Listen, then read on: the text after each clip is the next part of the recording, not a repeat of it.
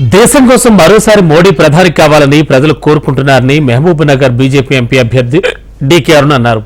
కేంద్రంలో బీజేపీ మూడోసారి అధికారంలోకి రావడం ఖాయమని ఆమె ధీమా వ్యక్తం చేశారు.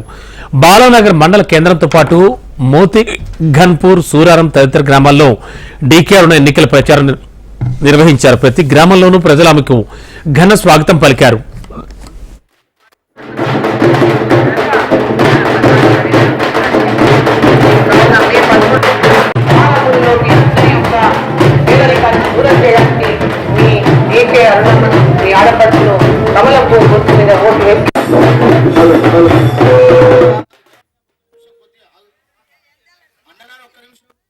ఈ ఓటు దేశం కోసం, దేశంలో కేంద్రంలో ప్రభుత్వంలో ఎవరుండాలని నిర్ణయించినటువంటి ఓటు. కేంద్రంలో ఈరోజు ఢిల్లీలో కాంగ్రెస్ పార్టీ లేదు.